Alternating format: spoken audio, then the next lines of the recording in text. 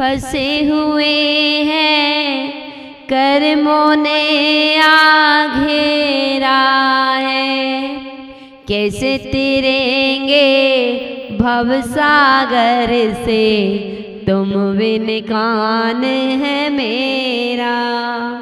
भूल हुई क्या हमसे भगवन, क्या है दोष हमारा। लिखा विधाता इन घड़ियों में, कैसा दोष हमारा। पहले ऋषभनाथ जिन जिन बंदो, दूसरे अजितनाथ देव जी, तीसरे संभवनाथ जिन जिन बंदो, चौथे अभिनंदन देव जी। यहाँ आपको 24 दिख रही है और कितनी सुंदर 24। भारत की राजधानी दिल्ली नगर, और दिल्ली नगर में प्रथम 24 है। ऐसा ही है ना? दिल्ली नगर में इतनी सुंदर अष्ट धातु की सुंदर 24। आप जब भी दर्शन करो, अगर भावों से दर्शन करोगे, एक एक श्री जी के दर्शन करते हुए, तो ना जाने कितने कर्मों की निर्जरा होती चली जाएगी। चलती है कर्म बंध की बात। कर्म का उदय कैसे रहता है। कल चल रही थी कि सीता जी को पता था कि कर्म इस प्रकार से फल देंगे। पता था? नहीं पता था।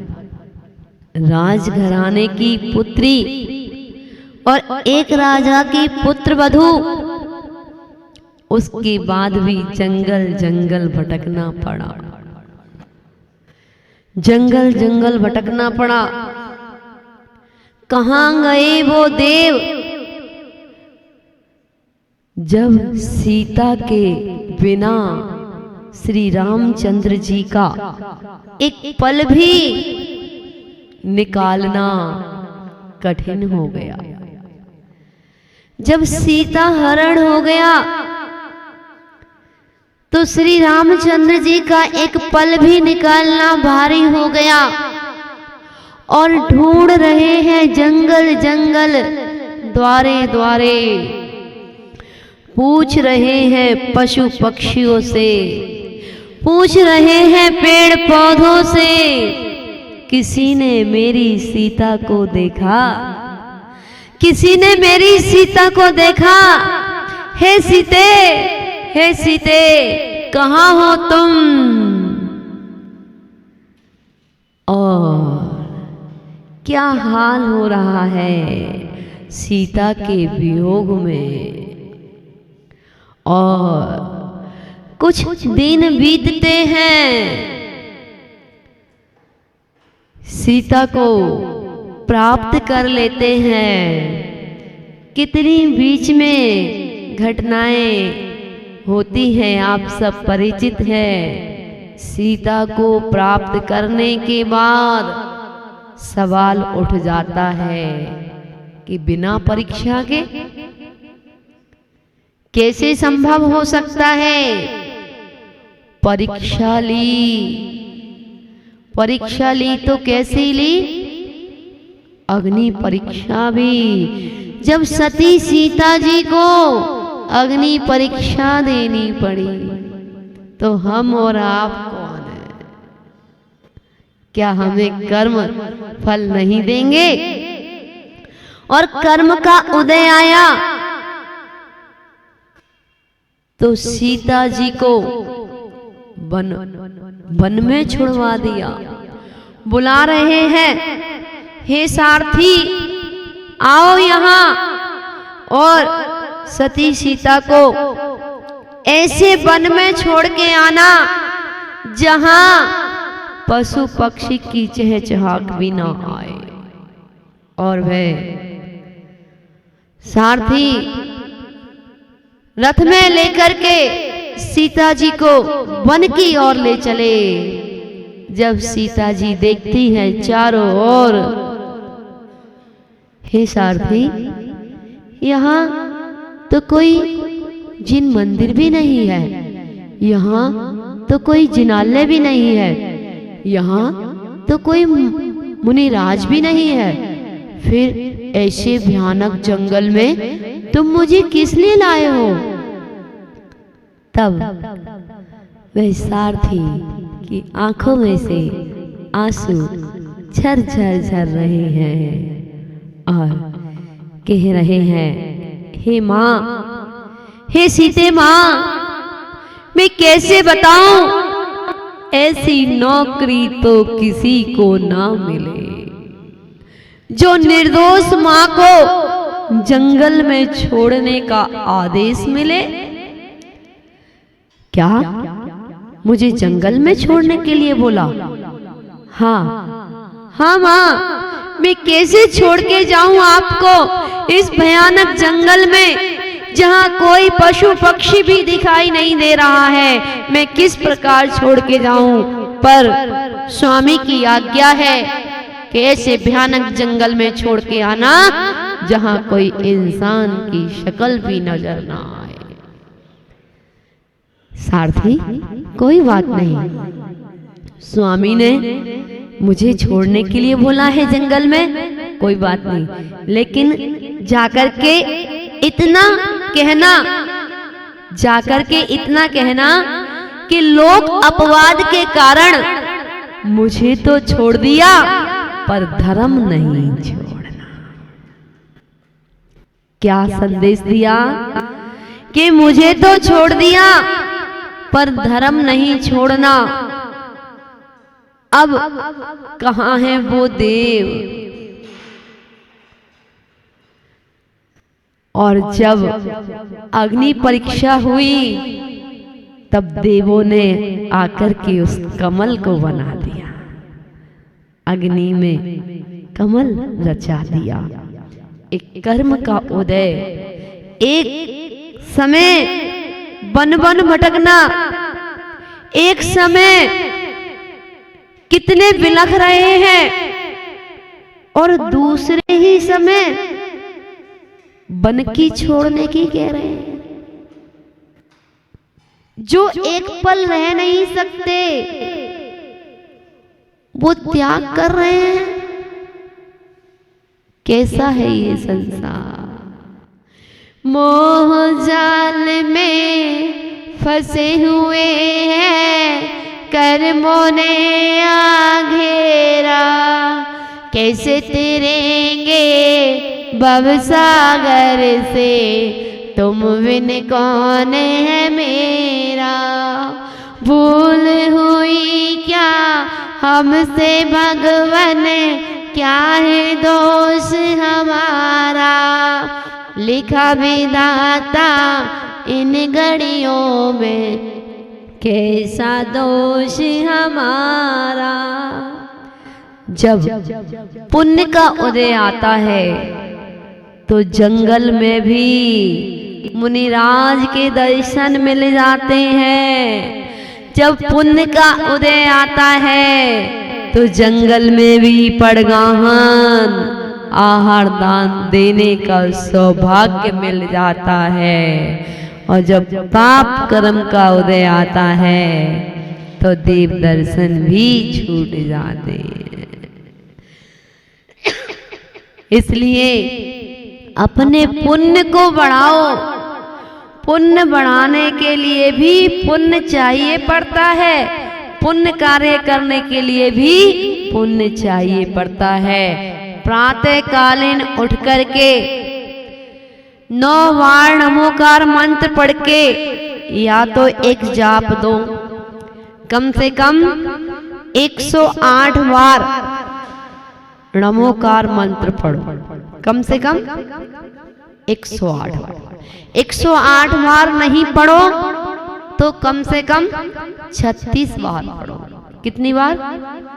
36 बार नहीं पढ़ सको तो 27 बार पढ़ो, और 27 बार नहीं पढ़ सको तो 9 बार पढ़ सको, 9 बार भी नहीं पढ़ो तो 3 बार पढ़ो, और 3 बार भी नहीं पढ़ो तो 1 बार पढ़ो, और 1 बार भी नहीं पढ़ो तो जल लो और स्नान कर लो।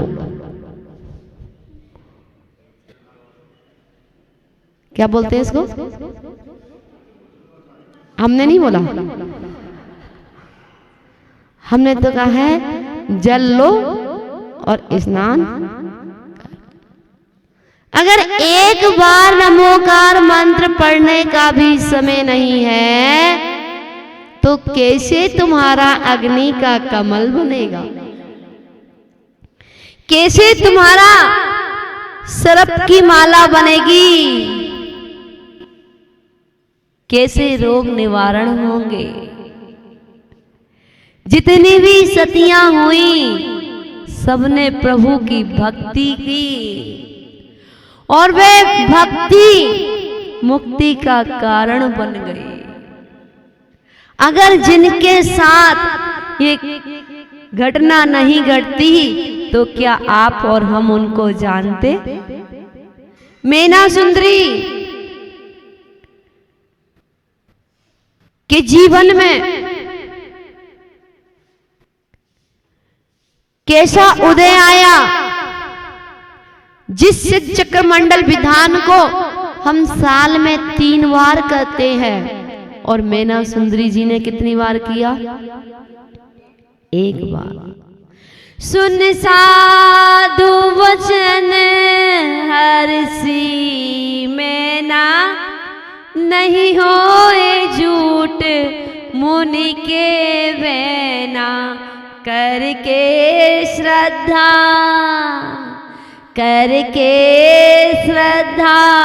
श्री सिद्ध चक्र की ठानी, फल पायो में नारानी।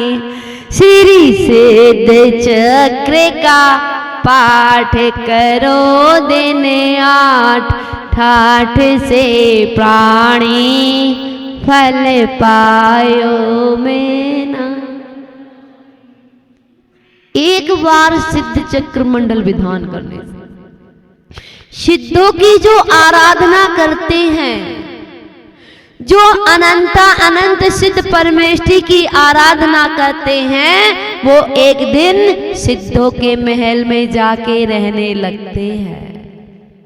इसलिए अपने जीवन में 1 बार सिद्ध चक्र मंडल विधान जरूर कराना।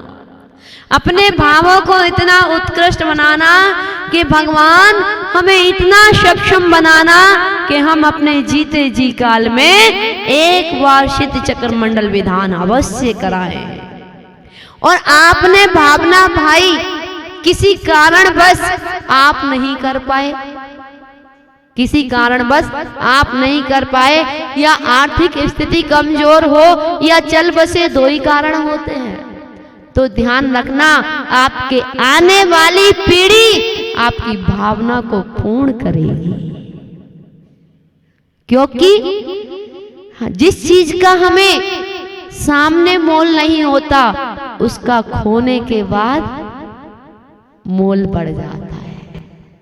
जब हमारे सामने जो चीज नहीं होता तो उसका मोल बढ़ जाता है, उसकी भावना पूर्ण परिवार कर देता है। इसलिए अपने जीवन में 1 बार सिद्ध चक्र मंडल विधान अवश्य कराना। बड़े गांव में, यहां से कितना है बड़ा गांव? बस 35, इतना ही होगा। हाँ, 30-35 किलोमीटर की दूरी है।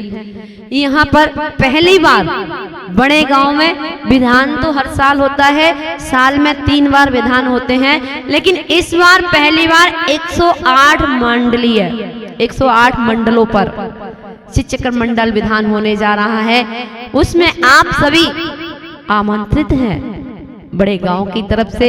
और 7 तारीख से 14 तारीख तक विधान चलेगा। आप उस विधान में आके पुण्य का अर्जन करना। और आपको पता है श्री चक्र मंडल विधान में कितने अर्घ होते हैं? कितने अर्घ होते हैं बताइए?